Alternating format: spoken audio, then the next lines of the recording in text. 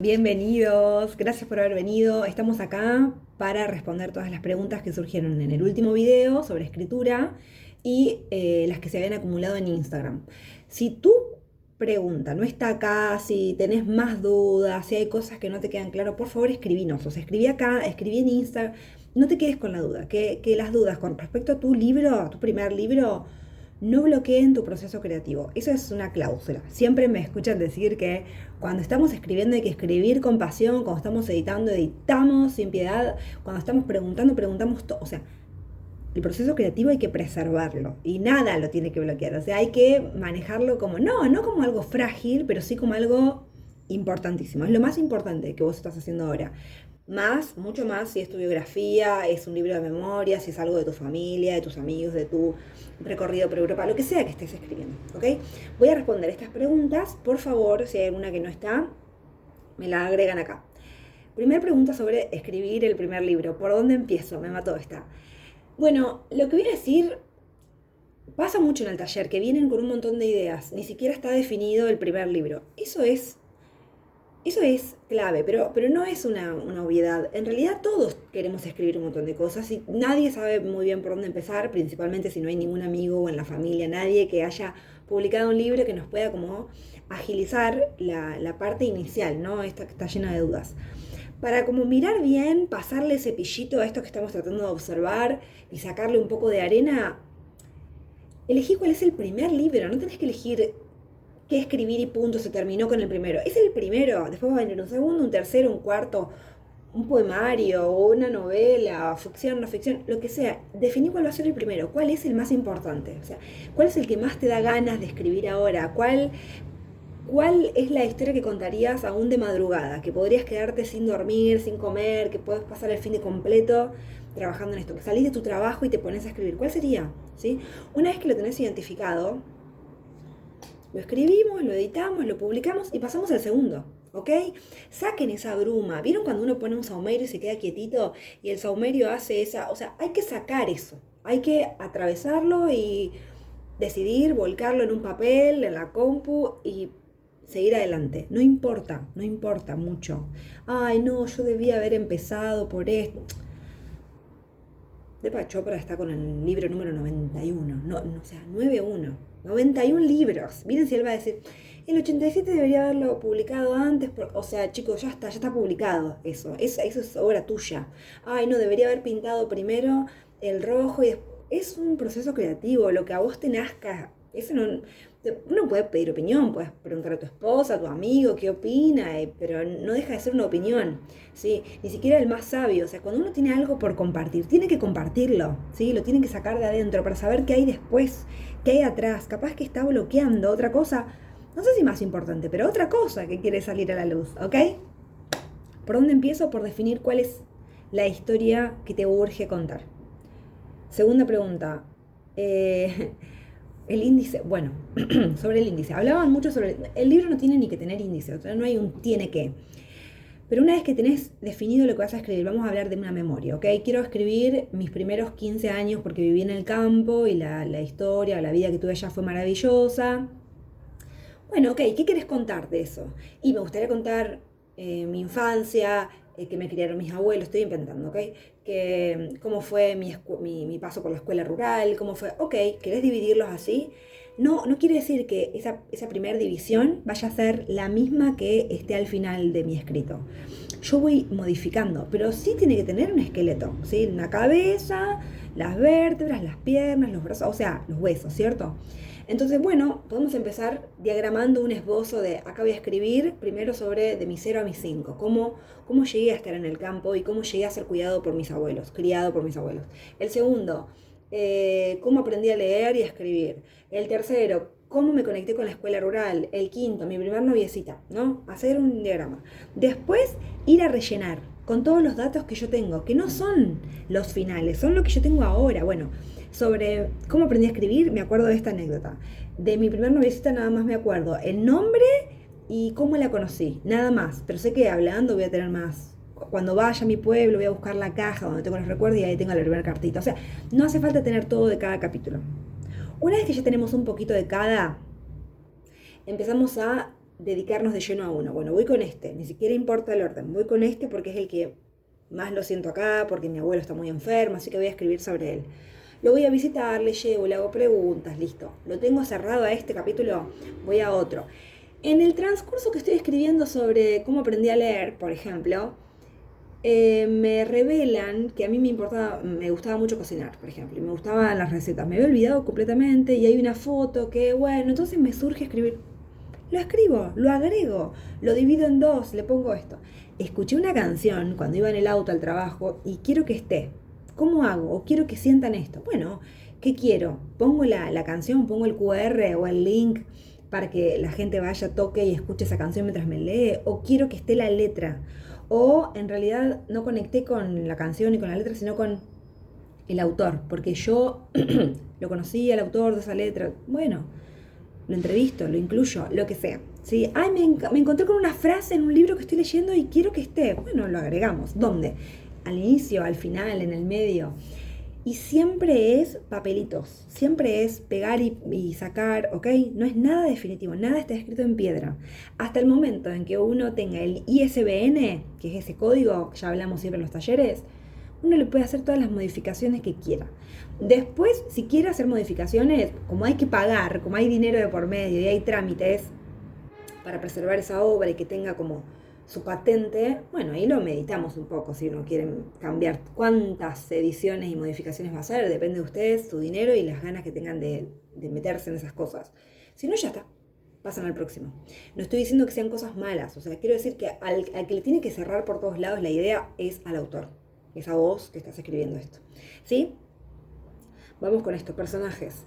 Los personajes buenos hay que definir. Yo siempre hablo desde no ficción, ¿ok? Tengan eso en cuenta. Me dedico a memorias, me dedico a biografías, entonces, si la princesita tiene 5 o 6 años, o sea, eso yo... Identifiquen si quieren ilustrar realmente a la persona de la que están hablando o quieren inventar cosas para que la persona no se dé cuenta que es ella o para que el lector jamás sepa, ¿no? Para preservar los derechos.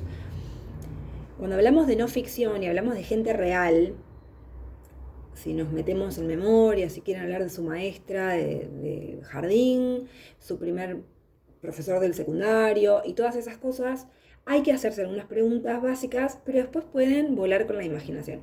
Hay muchos links, hay muchos blogs, perdón, donde dicen las mejores preguntas que te puedes hacer para responder y conocer cada personaje, ¿cierto? Si ustedes van a hablar, por ejemplo, de la familia cercana, mamá, papá, abuela, abuelo y 2 tíos, hay preguntas cuyas respuestas no van a estar en el escrito, no hace falta, pero que a ustedes los ayudan a escribir sobre él, ¿no? Para escribir mejor, para llenarlo de condimento. Por ejemplo, ¿cuál es el color favorito? ¿Cuál era el color favorito de tu maestra? ¿Cuál era la frase que más decía? Eso sí lo pueden incluir. Pero, ¿qué era una personalidad tipo A, tipo C?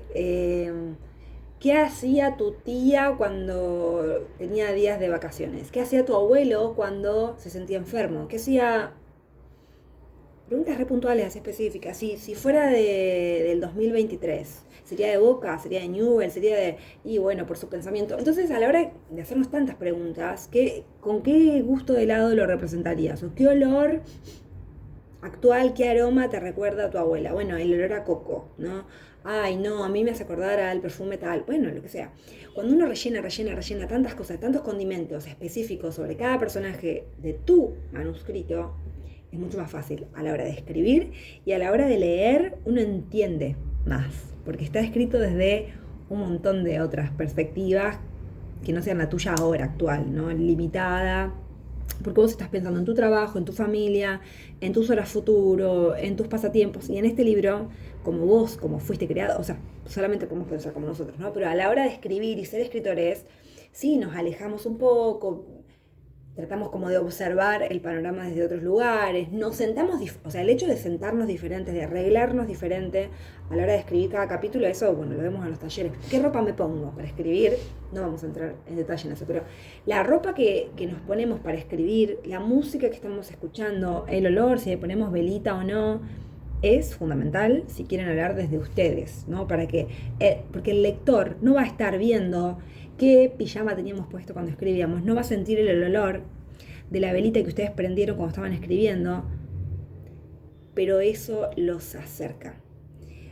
Los acerca. Cuanto mayor condimento tenga una cosa, más preciso el gusto, ¿ok? Eso tiene que estar bien claro. Estas dos, el espacio, ¿cuánto importa el contexto y la fecha? ¿Cuán importante es esto? Hablábamos, mientras a ustedes les quede claro y esté escrito en el papel, no en su manuscrito final, en el papel que usan para diagramar. Acuérdense que siempre tienen su manuscrito, siempre tienen la compu y un papel diagrama, o que es el papel esqueleto que tiene todos los condimentos arriba. ¿Se acuerdan cuando hacíamos en la escuela un mapa? Que usábamos el mapa abajo y todos los papel, este papel para, ¿cómo era? Sí, para hacer el esbozo externo, de calcar, el papel de calcar. Entonces hacíamos 4 o 5 hojitas por encima, que lo hacíamos en anatomía también, un solo cuerpo humano y un montón de hojitas para hacer el sistema nervioso, el sistema circulatorio y Entonces uno lo pone uno encima del otro. Eso es lo que hacemos en el papel esquema. Podemos hablar sobre eso, pero en los talleres está tanto el virtual como el que damos nosotros. Importa mucho. Bueno, fue en febrero de 2021.